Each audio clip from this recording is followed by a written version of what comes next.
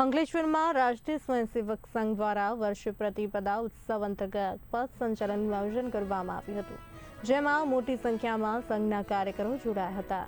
ચૈત્ર સુદ એકમ આ શુભ દિવસથી રાષ્ટ્રીય સ્વયંસેવક સંઘ નવા વર્ષ કાર્યનો આરંભ કરે છે, જે નિમિત્તે પ્રતિપદા ઉત્સવની પણ ઉજવણી કરવામાં આવે છે.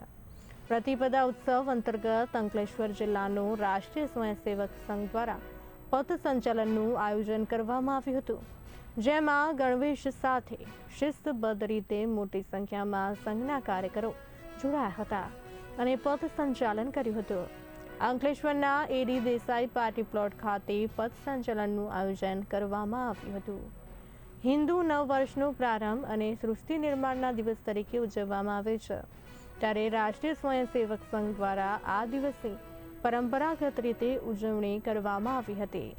આ પ્રસંગે સંઘના આગેવાનો અને કાર્યકરો મોટી સંખ્યામાં ઉપસ્થિત રહ્યા હતા. વર્ષ પ્રતિપદા નિમિત્તે રાષ્ટ્રીય સ્વયંસેવક સંઘ દ્વારા અંકલેશ્વર જિલ્લાનું આજે પથ સંચાલનનો કાર્યક્રમનું આયોજન કરેલું છે.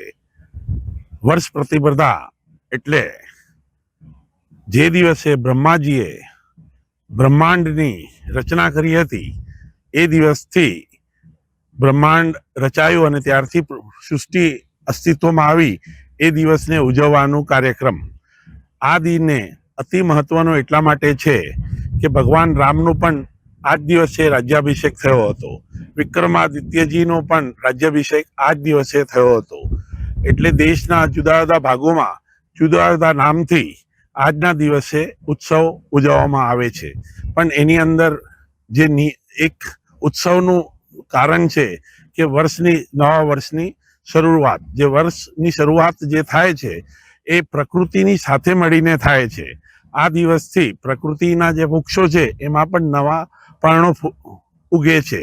આપણે ત્યાં પરંપરા એવી છે કે લીમડાનો રસ એક ચૈત્ર સુદ એકમથી પીવામાં આવે તો વર્ષ દરમિયાન તાવ આવતો નથી, એવી પણ માન્યતા છે. એટલે પ્રકૃતિની સાથે ઓતપ્રોત થઈને અને સંઘ પણ આ ઉત્સવના રૂપે ઉજવે છે. એ જ દિવસે રાષ્ટ્રીય સ્વયંસેવક સંઘના પ્રથમ આદ્ય સંચાલક ડૉક્ટર કેશવ બલિરામ હેડગેવારજીનો પણ જન્મદિવસ છે. સિંધના મહાન સંત ઝૂલેલાલજીનું પણ એ જ દિવસે જન્મદિવસ